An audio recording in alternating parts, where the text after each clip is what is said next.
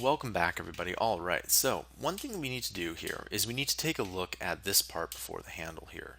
And this is actually, we can do this quite easily. The first thing we need to do is make sure that this handle looks a little bit more like a handle you would see in an ancient sword here. Again, this looks all right, but it could look a lot better. Okay, so what we can do is we can actually add in another we'll actually select the entire bottom face here. So I'm in face select, pushing shift and right mouse button, and let's extrude this and let's constrain it to, of course, the Z axis, and we'll kind of make it do that just like this, and then we'll scale this inward.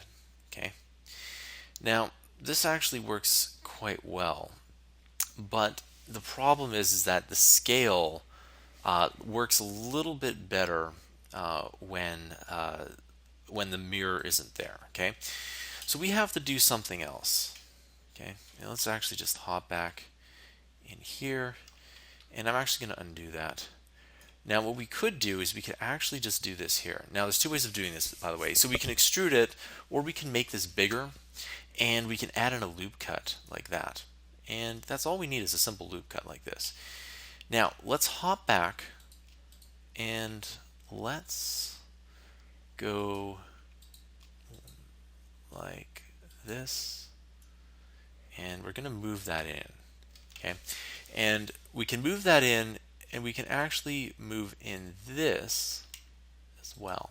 By the way, if you make a mistake or a misclick, you can simply push Command Z or Control Z if you want.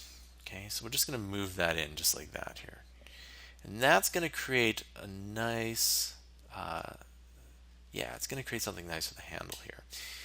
Now if we really want to, it's a little big, so I'm going to actually select all the faces here, and I'm just going to go and I'm going to just move it up just a bit here. Okay, so that creates a much better handle. Now if we really wanted to, we could kind of move it in, move this part in too. And so how do we do that? Well, we can in theory just select both of these and scale this if we really wanted to.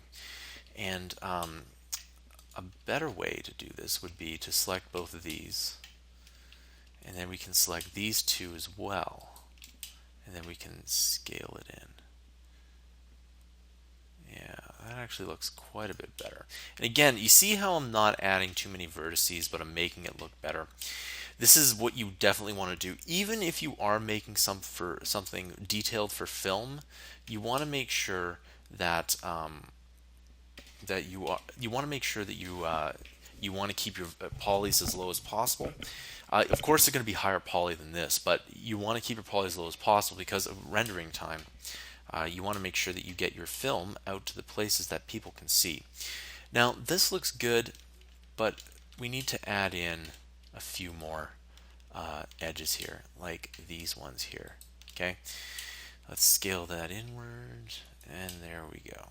Okay, yeah, so that actually looks quite a bit better than before here. And again, it's just something really simple that could work here. Now if you really wanted to, you could go and you could bring this out a bit, but the actual this part of the sword actually wasn't that important, and it was actually it was more or less to be a secondary weapon. A lot of what the Greeks did were use spears, etc. All right, so the next thing we need to do is we need to go and make a handle to this. Okay, and I'll do that in the next tutorial just to make sure it's all in one tutorial. I'll see you guys then.